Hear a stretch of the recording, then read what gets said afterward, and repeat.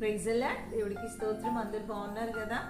మీ అందరికీ ఈ రోజు ఉంటున్న దేవుడి దీవెనలు మిమ్మల్ని అందరినీ కూడా దేవుడు దీవించలాగున ఆశీర్వదించలాగున, ఎవరిదైతే మ్యారేజ్ డే బర్త్డే సెలబ్రేషన్స్ ఉన్నాయో అని ప్రత్యేకంగా దేవుడు ఆశీర్వదించలాగున, ఎగ్జామ్స్ ఉన్న బిడ్డలకు తోడుగా ఉండేలాగున, మరి అంతేకాకుండా ప్రతి ప్రార్థన కూడా ఆయన ఆలకించి నెరవేర్చలాగున, మరి ఈ శుభదినాన దేవుడి శుభమే, మేలే, ఆరోగ్యమే, కనికరమే కలిగించలాగున ఈ రోజు ఉంటున్న మాట చూసినట్లయితే ద్వితీయోపదేశ కాండము 15:4 యెహోవా నిన్ను నిశ్చయముగా ఆశీర్వదించును. అవును, ఆయన నిశ్చయముగా ఆశీర్వదించే దేవుడే ఉంటున్నాడు.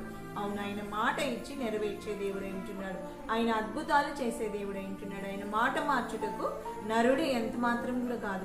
ఈరోజు ఒక మాట చూసినట్లయితే ఈరోజు ఆ ద్వితీయోపదేశ కాండము 15:4 ఉంటున్న మాట ఒకసారి చూడండి. నీవు స్వాధీనపరుచుకున్నట్లు నీ దేవుడైన యెహోవా నీకు స్వాస్థ్యంగా ఇచ్చుచున్న దేశంలో యెహోవా నిన్ను నిశ్చయంగా ఆశీర్వదించును. ఆయన నిశ్చయంగా ఆశీర్వదించే దేవుడే ఉంటున్నాడు. మరి ఇక్కడ చూసినట్లయితే నిశ్చయము అన్నమాట ఆయన నిశ్చయంగా ఆయనకు మాత్రమే సంబంధించింది. ఈ నిశ్చయం అన్నమాట బైబిల్ గ్రంథంలో 249 సార్లు ఉన్నట్టుగా మనం చూస్తున్నాం. అవును, నిజమే. నిశ్చయమైన మేలులు పొందుకోవాలి, నిశ్చయమైన ఆశీర్వాదాలు పొందుకోవాలి. ఈరోజు మనం చూసినట్లయితే మరి కీర్తనలో ఏమంటున్నాడంటే, నిశ్చయముగా దేవుడు నా మనవి అంగీకరించి ఉన్నాడు, ఆయన నా విజ్ఞాపన ఆలకించి ఉన్నాడు. అవును, నిశ్చయముగా ఆయన మన ప్రార్థనలన్నీ కూడా అంగీకరించే దేవుడే ఉంటున్నాడు. మన పక్షాన ఆయన ఉండే దేవుడే ఉంటున్నాడు. ఎంత గొప్ప దేవుడు కదా! నిన్ను నిశ్చయముగా నీ పక్షాన నిలబడి నిన్ను దీవించే దేవుడే ఉంటున్నాడు. ఆయన అంటున్న మాట ఏమంటే, అదే కీర్తనలో అంటున్న మాట నిశ్చయంగా ఆయన అంటున్న మాట. ఇంకా అందరికీ తెలిసిన మాట ఏమంటే కీర్తనలో 128:2 ఉంటున్న మాట, నిశ్చయముగా నీవు నీ చేతుల కష్టాజీతమును అనుభవిస్తాము. అంటే డ్యామ్ షూర్, నిశ్చయంగా డ్యామ్ షూర్. ఇంకా మాట మార్చేది లేదు, ఇంకొక మరొక ఆలోచన లేదు, మరొక ఉద్దేశం లేదు, మరొక తలంపు లేదు, మరొక వ్యతిరేకత లేదు, లేకపోతే ఇంకా మరొక మార్పిడి లేదు. ఆయన మాట ఇచ్చాడంటే డ్యామ్ షూర్గా ఆయన నెరవేర్చే దేవుడే ఉంటున్నాడు.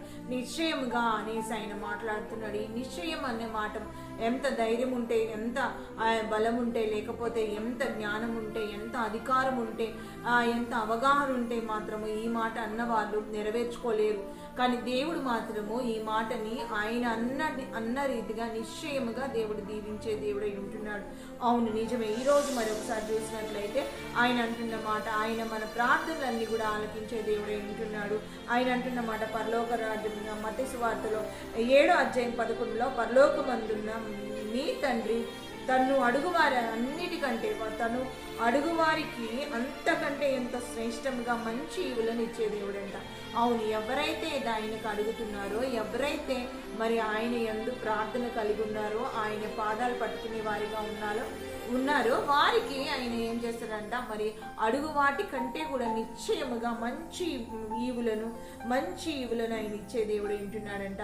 మరి మంచి ఈవులను నిశ్చయంగా ఇచ్చే దేవుడిని, మరి ఆ మంచి దేవుడిని నువ్వు కలిగి ఉన్నావా? నిశ్చయంగా నిన్ను దేవుడు దీవిస్తున్నాడు కదా.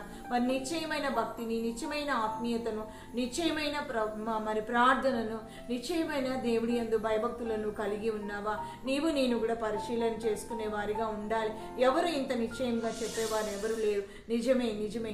ఆ విశ్వాసం చూసినప్పుడు ఒక శతాధిపతి యొక్క విశ్వాసం చూసినప్పుడు ఆయన అంటున్న మాట చూసినట్లయితే మత్తయి సువార్త 8:10 నీకు ఈ మాట విని ఆశ్చర్యపడి, యేసు ఈ మాట విని ఆశ్చర్యపడి వెంట వచ్చుచున్న వారిని చూచి, ఇజ్రాయేలులోనైనను నేనింత విశ్వాసం ఉన్నట్టు చూడలేదని నిశ్చయముగా మీతో చెప్పుచున్నాను. నేను ఎవరి గురించి ఈ మాటలు చెప్పినాడు? ఎవరి గురించి అంటే ఆయన చూసినట్లయితే ఒక ఆయన ఎవరంటే కపెర్నహూములో 8వ అధ్యాయంలో చూసినట్లయితే ఈ మాటలు స్పష్టంగా రాయబడి ఉన్నాయి. ఈ 8వ అధ్యాయంలో మనం చూస్తే 5వ వచనంలో ఆయన కపెర్నహూములో ప్రవేశించినప్పుడు ఒక శతాధిపతి ఆయన యొద్దకు వచ్చి, ప్రభువా, నా దాసుడు పక్షవాయువుతో మిగుల బాధపడుచు ఇంటిలో పడి ఉన్నాడని చెప్పి ఆయనను వేడుకొనెను. యేసు నేను వచ్చి వాణ్ణి స్వస్థపరిచదని అతనితో చెప్పగా ఆ శతాధిపతి, ప్రభా, నీవు నా ఇంటిలోనికి వచ్చుటకు నేను పాత్రుడను కాను, నీవు మాట మాత్రము సెలవిమ్ము, అప్పుడు అప్పుడు నా దాసుడు స్వస్థపడును, నేను కూడా అధికారమునకు లోబడి వాడును. నా చేతి కింద సైనికులు ఉన్నారు, నేను ఒకరిని పొమ్మంటే పోవును, ఒకరిని రమ్మంటే వచ్చును. నా దాసుని పని చేయమంటే చెయ్యును అని ఉత్తరం ఇచ్చాను. యేసు ఈ మాట విని ఆశ్చర్యపడి వెంట వచ్చుచున్న వారిని చూసి, ఇజ్రాయేలునైనను నేను ఇంత విశ్వాసము ఉన్నట్టు చూడలేదని నిశ్చయంగా మీతో చెప్పుచున్నాను. అవును, ఆయన అంటున్న మాట నిశ్చయముగా నేను చెప్తున్నాను, ఇజ్రాయేల్లో కూడా ఇంత విశ్వాసం చూడలేదు. కానీ శతాధిపతికి తన దాసుడి మీద ఎంత ఒక మాట సెలవిస్తే చాలు, నా దగ్గర కూడా సైనికులు ఉన్నారు, వాళ్ళు రమ్మంటే వస్తారు, పొమ్మంటే పోతారు, ఏది చెబితే అది చేస్తారు, ఎందుకంటే నాకు అధికారం ఉంది కాబట్టి, నేను ఆఫీసర్ని కాబట్టి.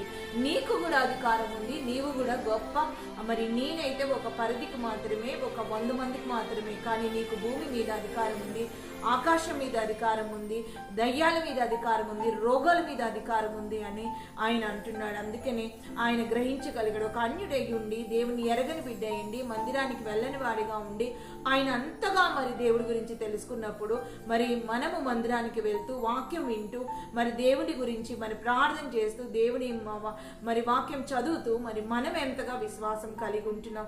శతాధిపతి మరి ఒక మంచి సాక్ష్యాన్ని పొందుకున్నాడు. మరి నీవు నేను ఈరోజు సాక్ష్యం పొందుకునే వారిగా మనల్ని దేవుడు దీవించులాగున. అందుకనే ఆయన విశ్వాసాన్ని బట్టి వెంటనే ఏం జరిగింది అక్కడ చూసినట్లయితే, అనేకులు తూర్పు నుండి పడమటి నుండి వచ్చి అక్కడ ఉంటున్న అక్కడ ఉన్నట్టు నేను ఇంత నిశ్చయంగా చెప్పుచున్నానని చెప్పాడు. ఆయన వెళ్తుండగానే ఆ దాసుడంట ఆ చెప్పిన గడియలోనే ఏం జరిగిందంటే, ఆ దాసుడు స్వస్థతనైనట్టుగా శతాధిపతి చూసినట్టుగా ఉన్నాడు. అవును, దేవుడికి అసాధ్యమైంది ఏది లేదు.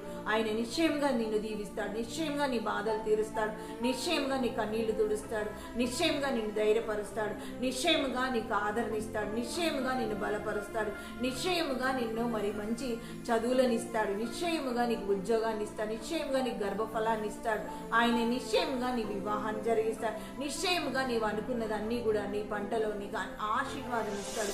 మరి ఇట్టి కృప దేవుడు అనుగ్రహించినాను. మనందరూ కూడా చిన్న ప్రార్థనతో గొప్ప దేవుడు ప్రాధాలు పట్టుకుంటూ, మరి ఈ రోజు ఎవరిదైతే స్పెషల్ డే ఉందో స్పెషల్గా దేవుడు దీవించలాగున మనందరం కూడా ప్రార్థన చేద్దాం. యేసయ్యా నీకు వందనాలు, స్తుతులు, స్తోత్రాలు. గత కాలం అంతా కాచి కాపాడి మరొక నూతన దినంలోనికి ప్రవేశించుంటుండగా ఈ దినచర్యలో ప్రార్థనలో ప్రభా, ప్రతి ప్రయాణంలో ప్రభా మీరు జ్ఞాపకం చేసుకోండి. మా ప్రార్థనలన్నీ కూడా నెరవేర్చండి. మా దేశం, రాష్ట్రం, జిల్లా ప్రాంతం అయ్యా, నీతిమంతుల ప్రార్థన ప్రభా నైనా నీ ప్రార్థన సాయమని ప్రతి ఒక్క ప్రార్థన అంగీకరించి ఆమోద ముద్ర వేయమని, సమాధానం నెమ్మదిని అనుగ్రహించమని యేసయ్య నామంలో అడిగి వేడుకుంటున్నాం తండ్రి.